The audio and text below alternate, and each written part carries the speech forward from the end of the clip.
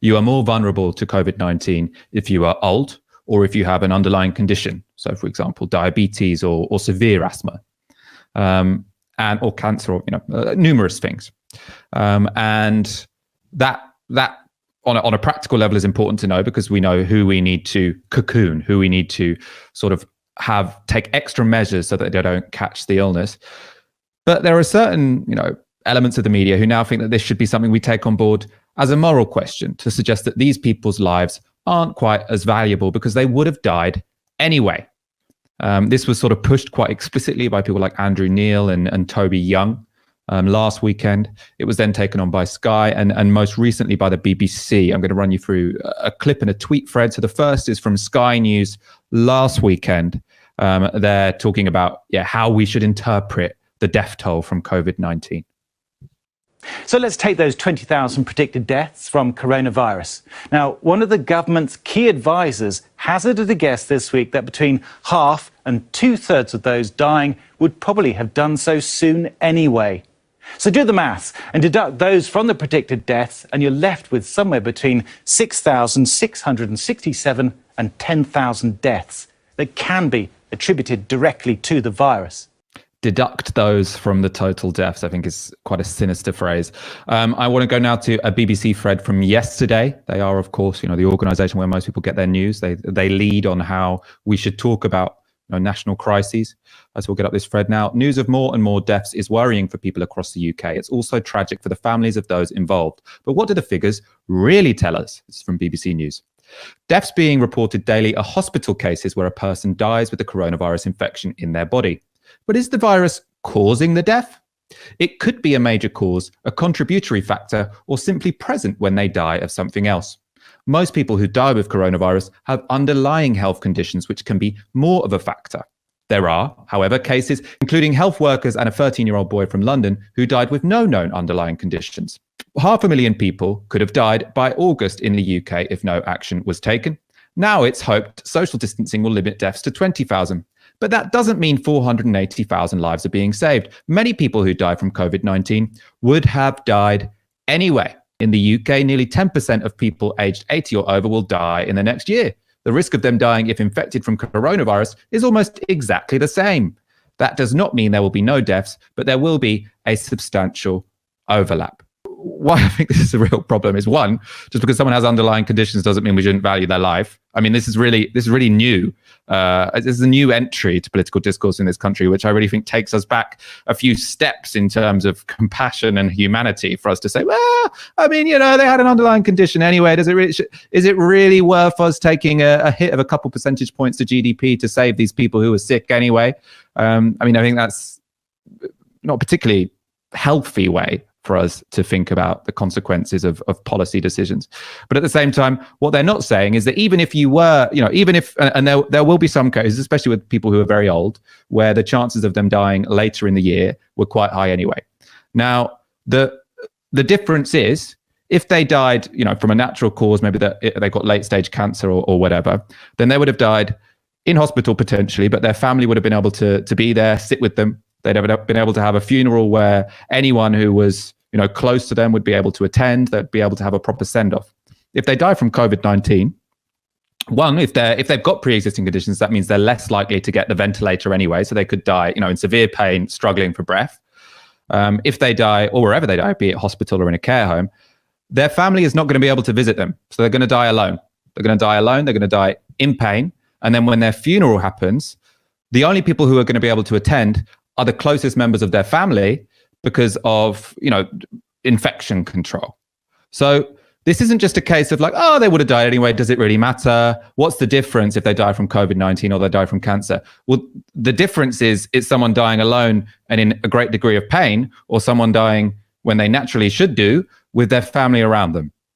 I'm going to go to Ash and Aaron in one moment. First of all, I just want to show how ingrained this has become in the BBC's coverage of COVID-19. And it's clearly gone into their style guide about how to report all deaths when it comes to coronavirus. I want to go to a headline, which is how the BBC reported the death of Arima Nazreen. So she was one of the nurses we talked about earlier. She was 36 years old and a mum of 3. So they've written that a nurse dies with COVID-19, right? With COVID-19. So she just happened to have COVID-19. It's like she kind of had it in her pocket. She died of something else. Let's go to a couple more. So this was the day before. Comedian Eddie Large dies with coronavirus. Stacey's mum, songwriter, dies at 52 with coronavirus. Like, who could say whether that caused their death? Who could say? I mean, what I'd say to that is, unless it was the case that Arima Nazreen, a 36-year-old nurse and mother of two, would have died today in an ICU wing if she hadn't caught coronavirus, and to me that seems pretty fucking unlikely, then you can at least pay her the respect of saying died after catching COVID-19, died after becoming infected of COVID-19, or even died from COVID-19, because I'm pretty sure she wouldn't have died from pneumonia if she didn't catch this disease. And I mean, for one, I'd hazard a guess that when we see nurses falling dead from COVID-19, one of the reasons that has happened is because they weren't provided with adequate PPE, they weren't provided with adequate masks, and they weren't able to take the precautions to keep them alive. So then to say it's just this passive voice, it was accidental, they died with COVID-19, I really don't think that is doing justice to the sacrifice that brave woman has made. I mean, you're completely and 100% right. And what's most disingenuous about this is that we already have a model of talking about the role of comorbidities, secondary infections, when it comes to other forms of pandemic illness. And I'm, of course, talking here about AIDS. Is that it's very common to talk about AIDS-related illnesses because it's very rare that it's the AIDS virus itself that kills you. It's the effect that AIDS has on your immune system, and secondary infections, for example, like pneumonia, which is most common, would be most commonly the cause of death in cases where AIDS has been unable to be controlled by things like antiretrovirals and so on and so forth. So we already have a model of talking about the way in which there are opportunistic infections and secondary infections and comorbidities which affect the lethality of a particular virus. And so the fact that that same set of language isn't being used here in relation to COVID-19, I think tells you that it is indeed an ideological and a deliberate decision being made. And I also want to talk a little bit about how absurd this matter of the interchangeability of numbers is, because it really is something which falls apart at the faintest interrogation. So let's say that last winter we actually had a fairly mild flu season. So fewer people died of the flu than you would normally expect during the winter season. It wouldn't mean that if I were then subsequently to go up to Michael Walker and stab him in the head, that I wouldn't be done for murder, right?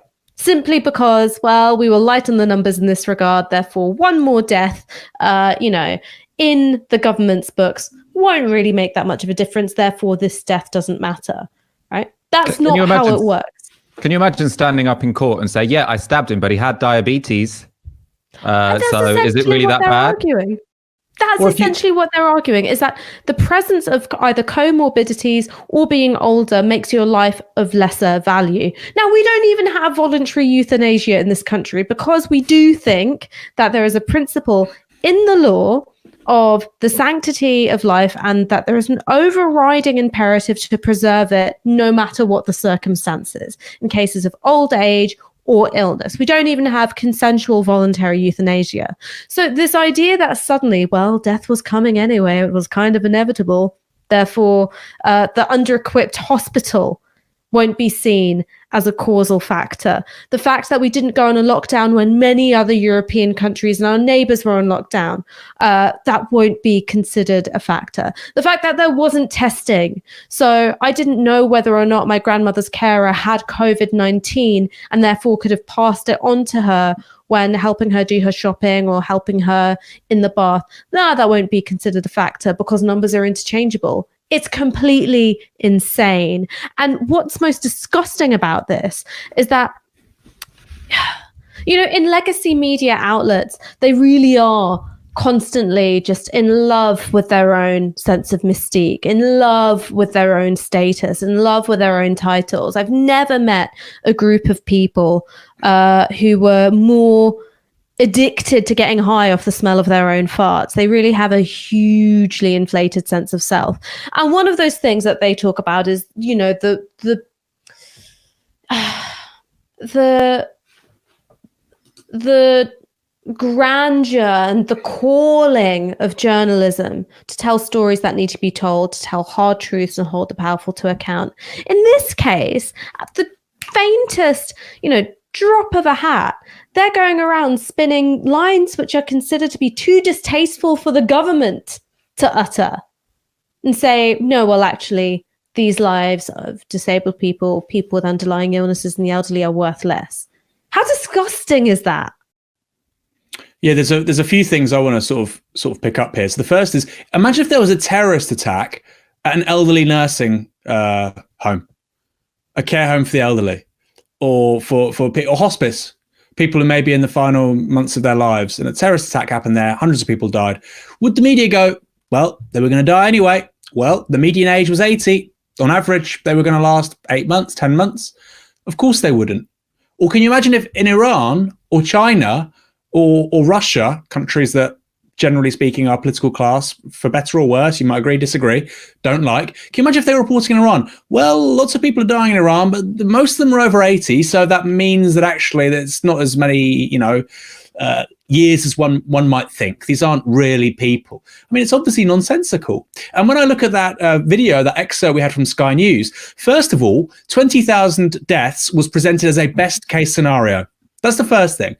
They were very clear. If we get 20,000 dead people, by the way, in early February, Public Health England, Matt Hancock, the chief medical officer, all said this was a low risk to Britain. Now apparently 20,000 deaths is a sensational story. We've gotten away with it. Wow, great achievement. 20,000 deaths is not what's going to be expected or predicted or even likely to happen.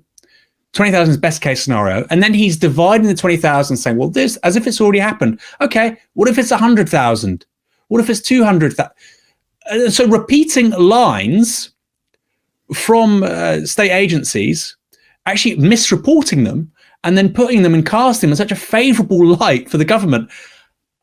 I mean, you run out of metaphors. It's not the kind of thing you would associate with, and I'm being serious, it's not the kind of thing you would associate with the free media. It's just not. It is not. And the thing is, this wasn't the BBC. This was Sky. This is Sky News. So, the government can't turn to them and say, well, if you report this in an unfavourable light, we're going to review the the terms under which you operate, which they can do with the BBC. It's why the BBC is so defanged often in its current affairs and political reporting. I mean, it was unbelievable to watch that.